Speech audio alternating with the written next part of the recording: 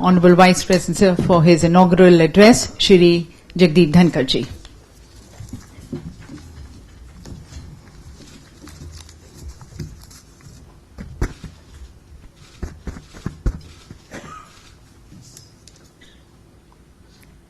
Very good morning to all of you. Namaste. And difficult to forget my 3 years in West Bengal. Therefore, Namaskar.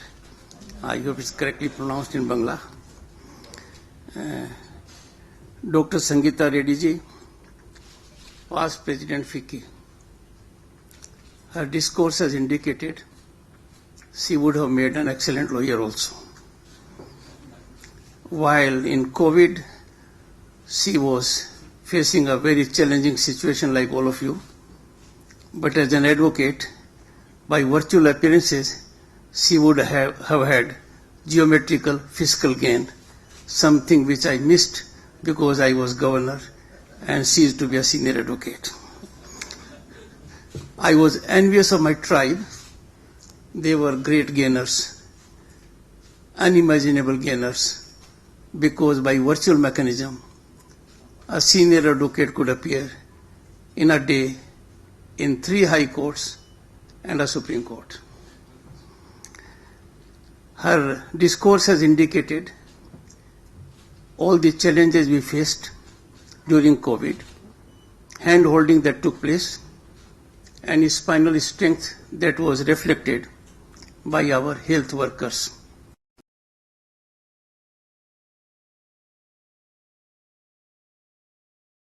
Committee has rendered a thought-provoking address to all of us. And I have no doubt the coming deliberations will be extremely useful and motivating. Dr. Harsh Mahajan, co-chair FICCI Health Services Committee, I have to make a very special mention of him. One, I know of him through a very dear friend of mine, and my wife happened to be his latest consumer. I myself have had the occasion to be consumer of his organization and Lal's lab also, and trust me, I never remembered the Consumer Protection Act. Brigadier Dr. Arvind Lal, Chair FICCI Swasth Bharat Task Force. Well, to him I can only say, I am from Saini School, Chittorgarh, roll number 166. The connect is very different.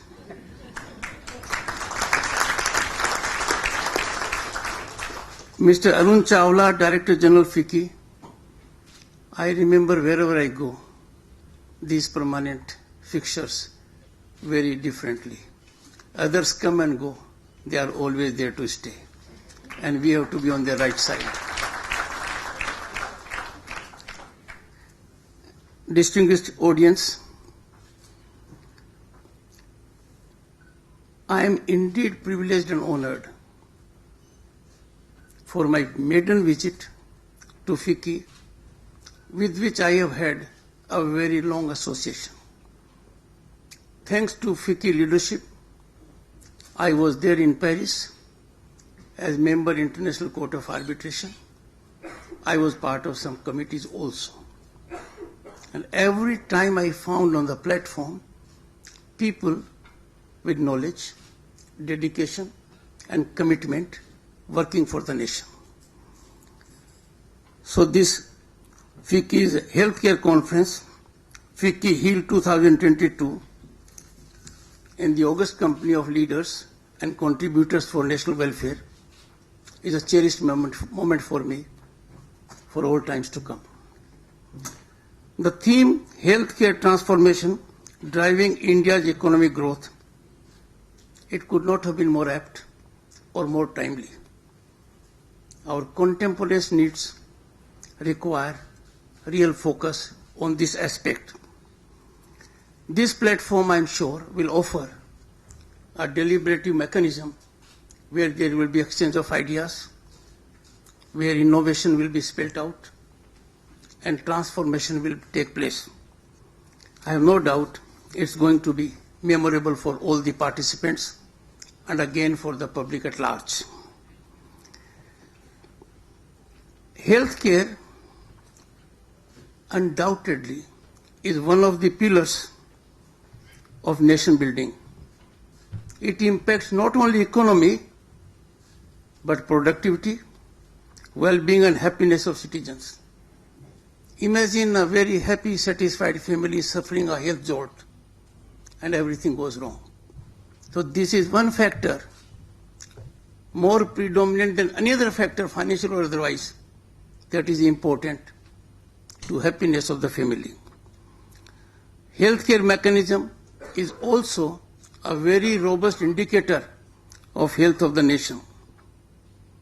I have been saying quite often, health and education are twins that need to be well looked after, nurtured and pondered for our present and future being. Their obvious springs are innovation, entrepreneurship, and these twins are well groomed and they will take care of what has been handed over to us for thousands of years. Pehla sukh, nirogi kaya, दूजा सुख घर में हो माया.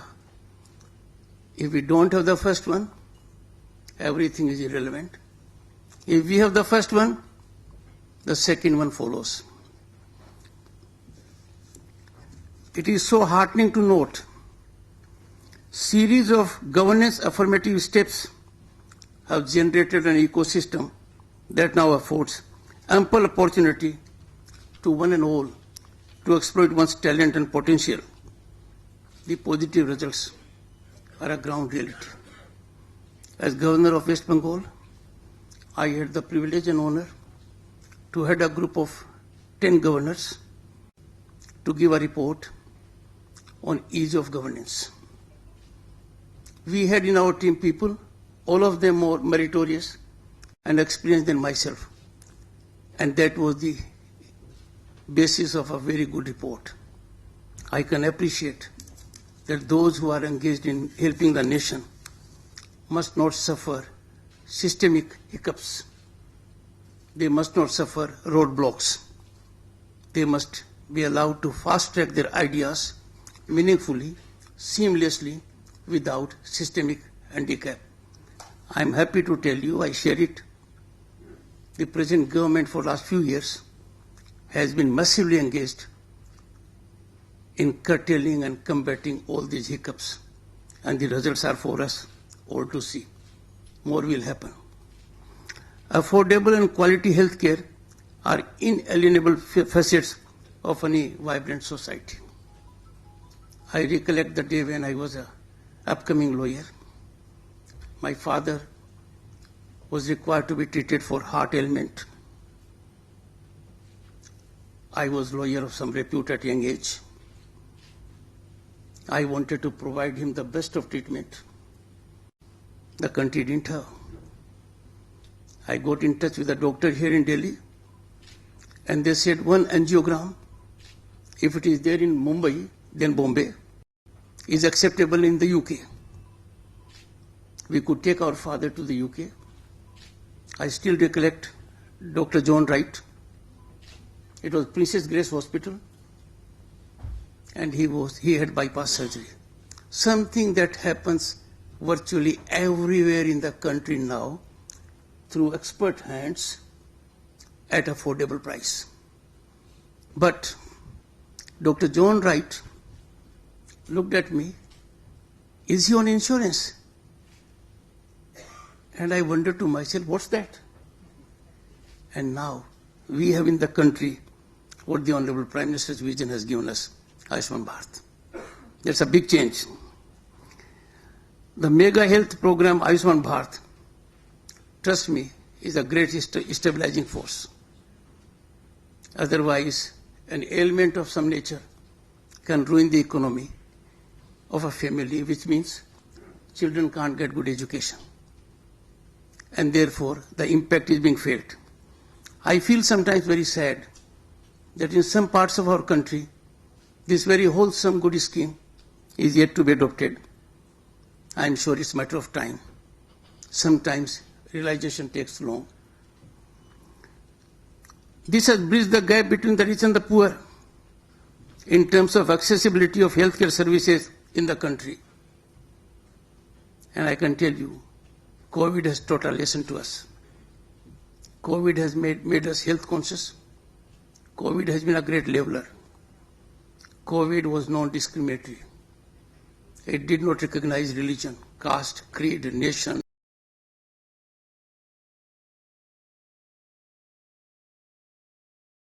But it taught a lesson also. Before COVID, we were in the rat race. We were running after objectives which we cannot easily rationalize given our sound constitutional mechanism and civilizational ethos. We never had time for our own people. We never had time for near and dear ones. COVID made us realize that. A small positive fallout of COVID is that we could spare time with those with whom we needed to spend more time. And then we came to realize the greatest therapy is imparted by whom? By the time we give to our elders, the time we give to our near and dear ones. Making available material resources is the poorest substitute of such kind of emotive proximity.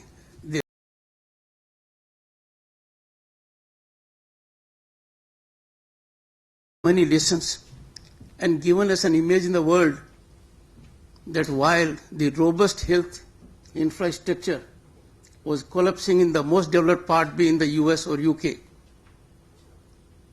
we here succeeded.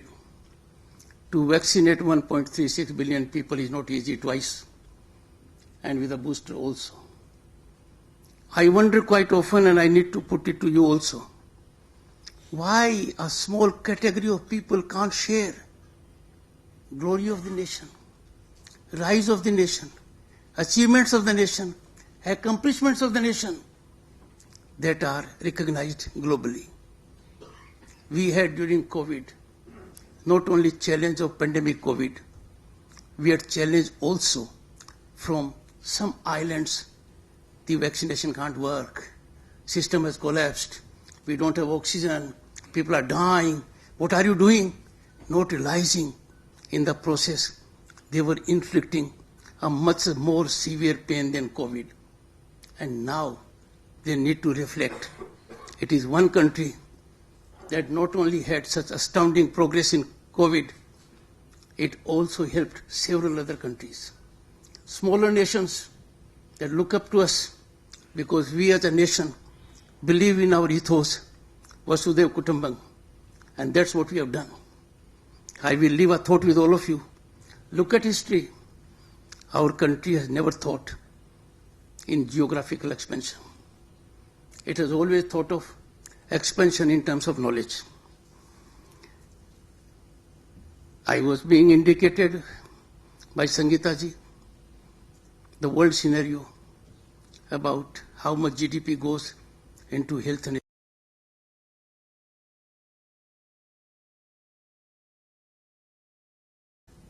allows us to march it in a calibrated manner. But it is taking place. It is taking place in a tangible manner, and the latest budgetary allocations indicate we are heading towards a good goal. We have a basket because of the challenges in the health sector, both of opportunities and innovation. If we look at the world scenario, there is hardly a global giant that does not have imprint and footfall of an Indian genius. Our health system is most affordable in the world and very qualitative now at every stage. I have been to some of the primary health centers. I was amazed the kind of facilities they offer. I recollect my days when I was elected to Parliament in 1989 and was a union minister. I came here And at that point of time, we were really facing a situation of infant mortality. Before coming here, I checked up. Sir, then it was 88 per thousand. Now we are 1/3 of it. All thanks to the people sitting here. Thanks to the people who are in connect in virtual mode.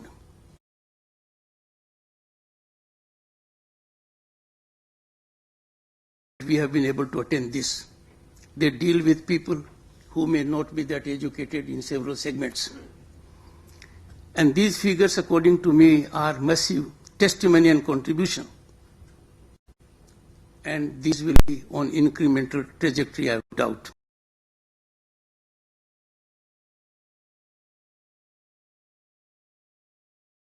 And something is happening which we never dreamt of. I can tell you for an instance. As a member of Parliament 34 years ago, I had the privilege of having 50 gas connections in a year. That was a big power in my hand. Imagine the Honorable Prime Minister has given 180 million free gas connections, and they directly contribute to improvement of health of those families. We have become recently, last month, 5th largest economy in the world, taking over our colonial rulers. I have no doubt by turn of the century, by turn of the decade, we will be the 3rd largest. It has been rightly indicated by Gautamji that if we have to attain the object of 5 trillion economy in the time frame indicated, health sector has to play a crucial role. Health sector, according to me, is more intimately intertwined not only with health but also economic growth. Two are interconnected and two cannot be separated. That's why I indicated Pehla Sukh Nirogi Kaya, Duja Ghar Mein Maya. One is health, the second is economy. I have now seen our hospitals, been the hospital of Sangeeta ji in Kolkata, because that hospital was especially reserved. If I ever were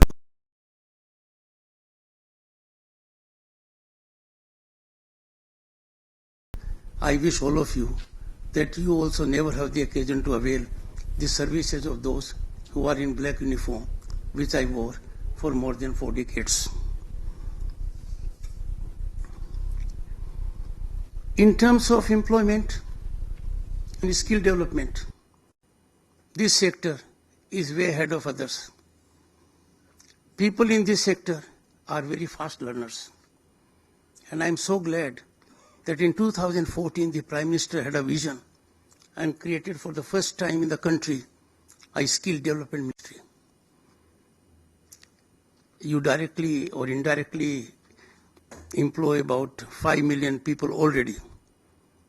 According to me, this is empirical, the figure is all the more. And I have seen in the villages a yearning in everyone who may not be a qualified health worker, but trying to imbibe the latest technique and mechanism. And that means we are on way to making Bharat, Vishwaguru, a position destined for us and a position which we held. And I am more particular about this for the reason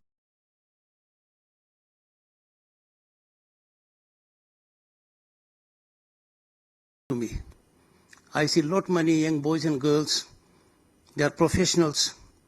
They are the ones who can create what is in their mind today. I can reflect on you, but for a scholarship, I would not have had good education. Since I got full scholarship, I availed education. If the bank manager had not given me 6,000 rupee loan in 1979, I would not have had the library and would not have had the distinction of being designated a senior advocate within 11 years of my practice, perhaps unrivaled so far.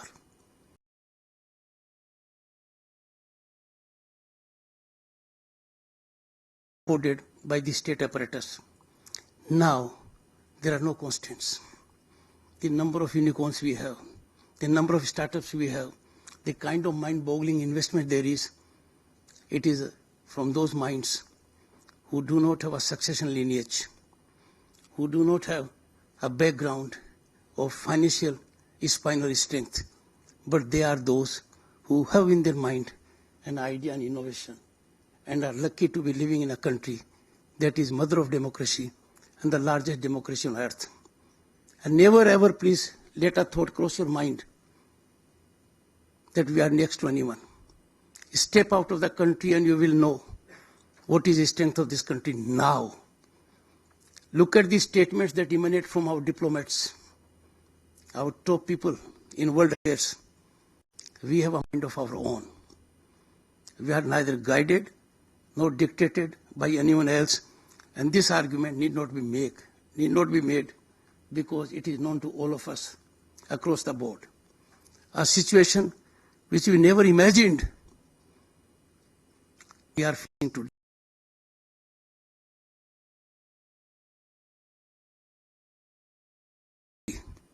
Could not have been dreamt at any point of time. I am the one who studied in a village in a primary school. There was no electricity, no road, no tap water. There was no shauchalaya, nothing. Sunset was darkness. And look at now, electrification has taken place, not in terms of villages, but in terms of households. We have in our country a situation where earlier things were left to the government.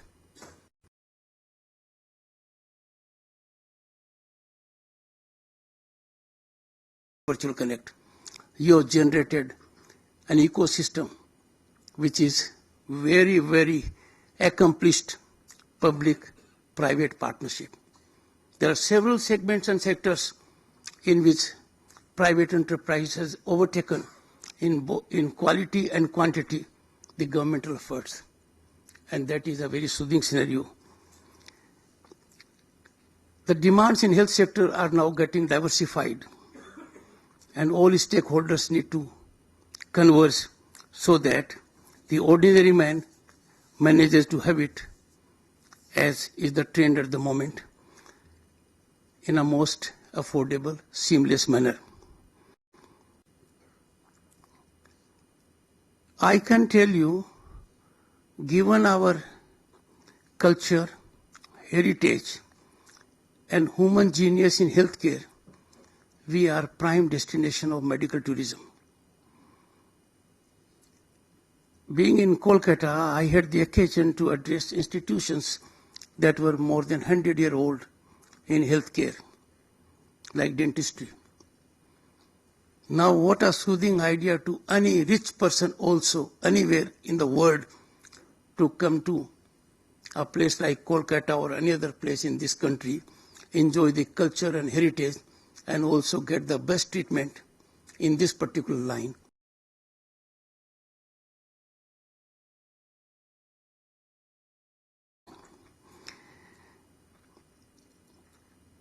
FICCI, through its HEAL program and platform, which has been visualized very well, HEAL, I'm sure, will go a long way. I will make an appeal, particularly to the people here. We have a number of chambers. They are very prestigious institutions. In every chamber, you will find talent of experience, exposure, wealth, and everything, knowledge. When it comes to a particular sector, I would appeal, let the chambers synergize. Let them have a common pool of think tank, and let that think tank come out with a formulation that these are the challenges and the government can redress those challenges or help perform better to contain those challenges in this manner. I can assure you that if we have such a mechanism where all get on the same platform, scratch their brains, come out with a formulation, you will find in the Vice President your foot soldier who will take up your command to the highest to ensure